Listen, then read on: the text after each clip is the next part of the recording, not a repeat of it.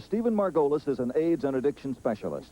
He says AIDS and sex education need to be included at the nation's hundreds of drug rehab centers.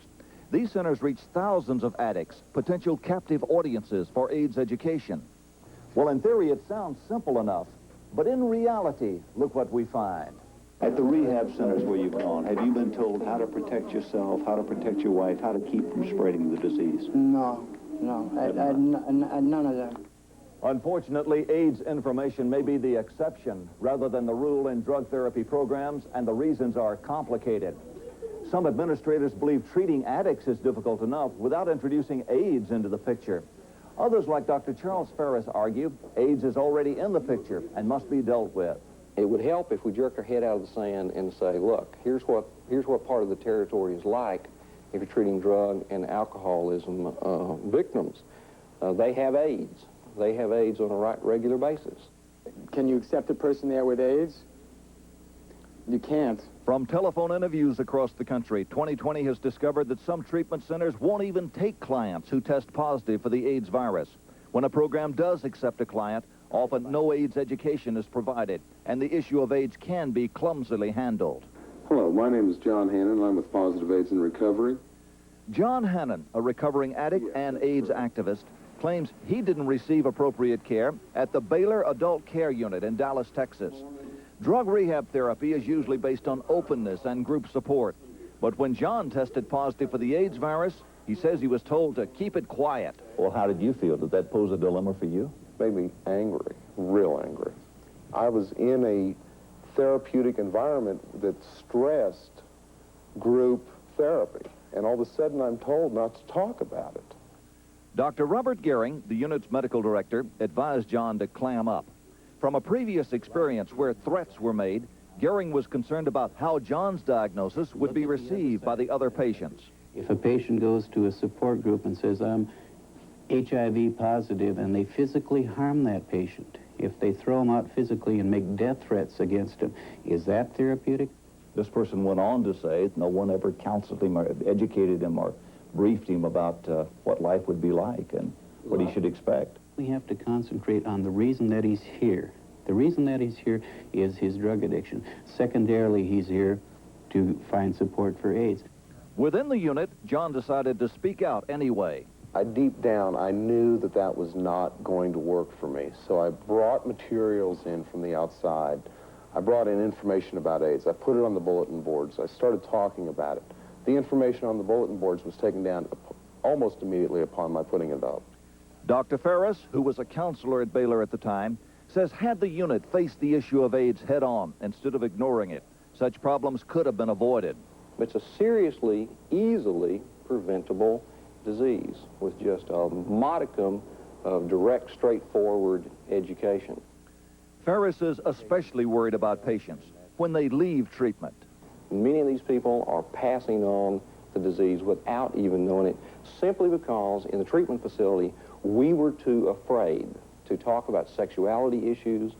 Although changes have now been made at Baylor, a communications gap can be a serious obstacle in a drug treatment center. However, we found one place that's overcome that. Do I look like I'm infected with the virus, ladies?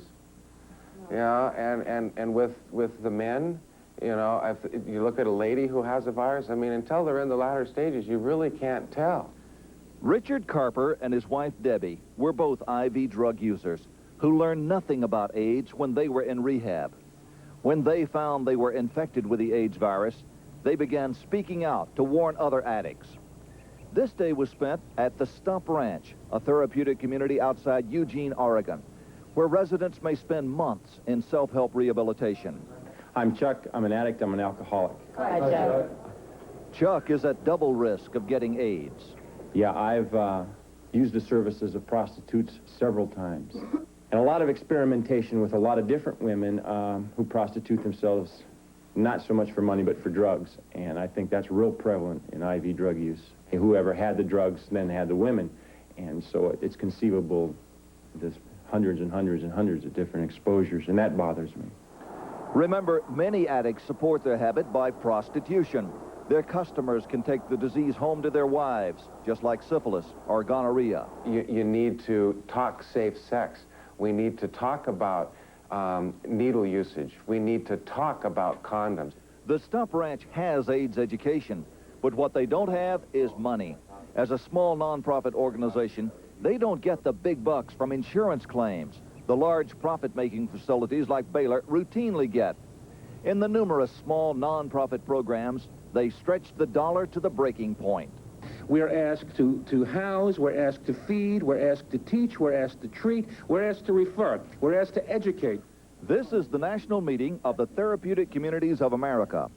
President David Mactus leads this organization of small nonprofit drug treatment centers. And now we're asked to do AIDS education, now we're asked to be experts. All of those services are delivered at the cost on the national average of $40 a day. It angers me that a country with so much resources can just totally ignore what is happening to a substantial part of its population. Congressman Charles Rangel chairs the House Narcotics Committee. He's sponsoring a bill to bring an additional $400 million federal dollars directly to drug rehab and prevention programs across the country. If you're going to deal with AIDS, you cannot run away from the IV drug abuser. Rangel represents New York City's Harlem. He's especially concerned about AIDS among blacks and Hispanics, who make up almost half of the victims of this epidemic. At growing risk are young inner-city teenagers, like Jane. Well, at the age of 16, I was dealing with a man, and he was a drug user, which I didn't realize. I didn't know it. And we had intercourse. Jane was fine for 4 years until I started getting symptoms. Hot sweats, fevers, loss of appetite, loss of weight, about 17 pounds within a month's time. Today, Jane is dying of AIDS, infected at the age of 16 by an IV-using boyfriend. The reality is today, nobody should get that virus. If they're appropriately educated and informed, take appropriate actions, then they do not have to get this virus. Until last August, Dr. Margolis had been in charge of AIDS education for IV drug users at the Centers for Disease Control. He quit his post frustrated with what he felt was the Reagan administration's lack of concern and leadership about AIDS. There have to be dollars and there has to be coordination of effort. That's what we're not seeing. The number of addicts infected with the AIDS virus skyrocketed from a few thousand in 1979 to nearly 250,000 today. Yet from 1979 to 1986, federal funds for drug prevention and rehabilitation shrank by an estimated 20%. In 1987, emergency funds were appropriated by Congress. Some of that money is now available for AIDS information, but critics say not nearly enough. Someone has to appreciate we're fighting a war. And to fight a war, you have to have an army.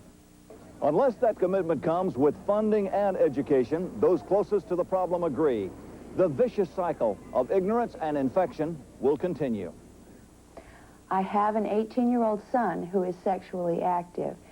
I've told him everything I have learned and showed him every pamphlet I have been able to pick up about safe sex. And I told him that if I'm an attractive, young-looking woman. If I have AIDS, then there can be a lot of cute little girls out there who have it too. So warned. Tom, why am I constantly astounded at the lack of knowledge in this area? You know, it's known how the disease spreads. It's so much in the media. How can these people not know?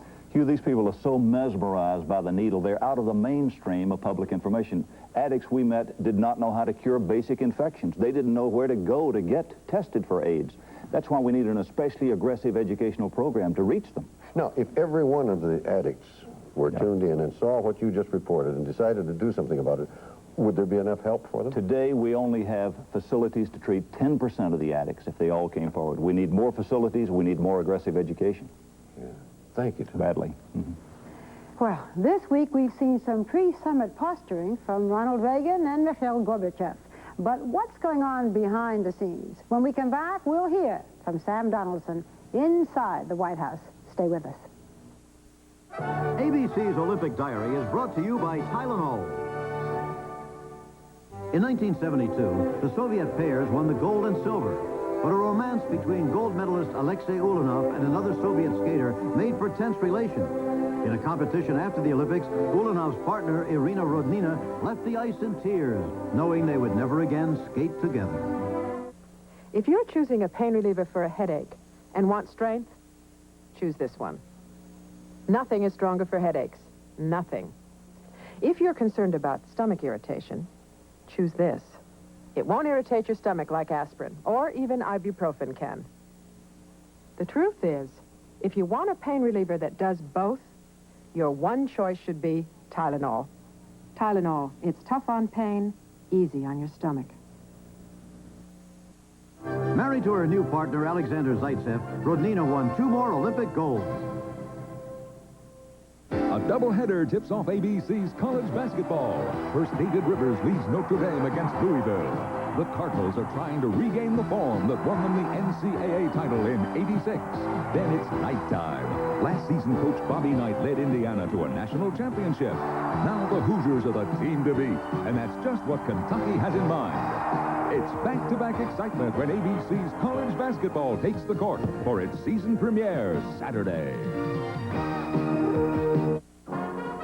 2020 will continue in a moment. Wall Street. The richest 1% of this country owns half our country's wealth. I know what this guy's all about, greed. All it takes is inside information. There's no nobility in poverty anymore, Dad. And you can trade your honor for power. What I see is a jealous old machinist. What you see is a guy who never measured a man's success by the size of his what? Michael Douglas, Charlie Sheen, Wall Street, rated R.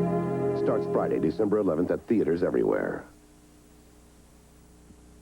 Anybody who really cares about Christmas Snacks, sir? just some milk and the cookies will be at America's biggest Christmas sale at Sears. A sale so big it starts Friday night at 6.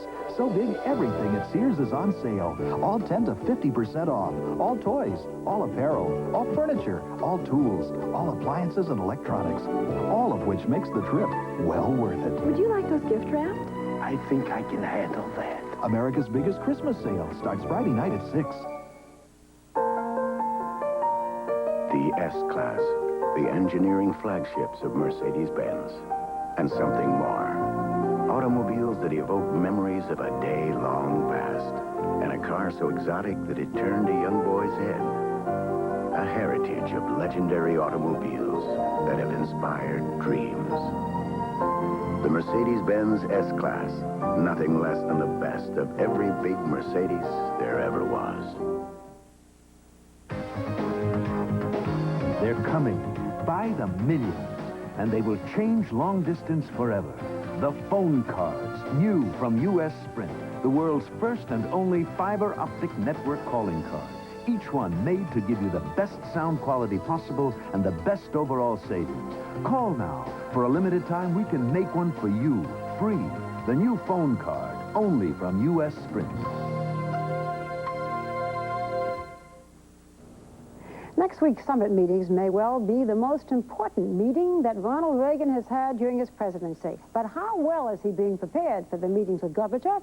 And how much one-to-one time will he actually have with him? Well, we thought that White House correspondent Sam Donaldson would know this as well as anyone. So, Sam, those are the questions. What are the answers? How is he being briefed? Well, Barbara, the president has met twice with large groups of his national security advisors this week, and he's met twice alone with Secretary of State Schultz. And the negotiating positions that they've arrived at have been collected and written down in a large loose-leaf notebook with a black binder. The president has studied that, and he will take that book into his meetings with Gorbachev. And if he has to, he flips through the pages, Sam? Exactly. They're going to meet in the Oval Office, and they'll be one-on-one, with each having a translator, and each will have 2 note-takers, but no other officials to begin with. The president will have the loose-leaf notebook. He'll put forward a position, and they have tried to anticipate Gorbachev's expected replies. So if, for instance, Gorbachev says, well, let's split the difference on that, the president will have a position in which he can say, all right, if you say let's split the difference, and then he can read from his loose-leaf book what he should say to Gorbachev in reply. If it all goes according to schedule. Sam, there were reports today that Mrs. Reagan was pretty upset with Mrs. Gorbachev because of cancellations and change in her program. This doesn't come out of the White House unless Mrs. Reagan wants it to. Why did she let people know this? Well, I think Mrs. Reagan is upset at Mrs. Gorbachev because she thinks Mrs. Gorbachev is trying to upstage her. Now, that's very hard to do to Nancy Reagan, particularly on her own turf here in the White House. But the Soviets clearly didn't want to have Mrs. Gorbachev tied up for the better part of 2 days in the White House. They want her outside where she can be very visible, where she can be on U.S. and world television. Mrs. Reagan finally said, well, they haven't replied to my invitation to tea, give them an ultimatum. And she then leaked the fact that she had given them an ultimatum, and of course the Soviets said yes. Well, it's going to be a very interesting week, to say the least. We'll be looking forward to it and looking forward to your reports, too, Sam. Thanks so much. We'll be here. Okay. But now let's see what Ted Koppel has on Nightline. Ted? Hugh, our topic tonight is President Reagan and the conservatives. They were once his true believers, but now they're calling him everything from Soviet apologist to an idiot. Is it the finale to a love affair turned sour? Hugh? Thank you, Ted. Well, that's 2020 for tonight. Thank you for being with us. And remember, we're in touch, so you be in touch. I'm Barbara Walters. And I'm Hugh Downs, and I'll be seen next Friday here. You will be seen next Tuesday, however. That's right. We have a special Tuesday night at 9 Eastern Time, and we have three of the most exciting and fun men, Eddie Murphy, Don Johnson, and Sean Connery. We'll be tuning in at 9 o'clock Eastern Time. Thank you. Thank you. And for all of us right now at ABC News, good night. A big lunch, a shaky fourth quarter, and Bill Parcells goes to the bench for Rolaids. Nothing works better for acid indigestion. All right. Now, when it's time to celebrate, Bill won't be a wet blanket. Relief. You know how to spell it. Winter allergies and colds. The sneezing and congestion can make you feel miserable. For relief, discover Benadryl Decongestant, combining Benadryl with the decongestant found in the leading cold medication, Benadryl Decongestant.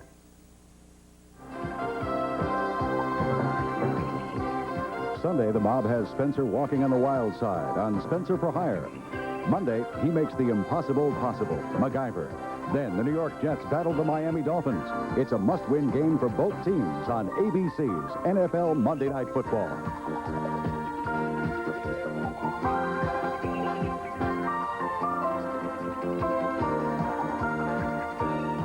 For a transcript of this or any 2020 broadcast, please send $3 to 2020 Transcripts, Journal Graphics, 267 Broadway, New York, New York, 10007. This has been the ABC News Magazine, 2020.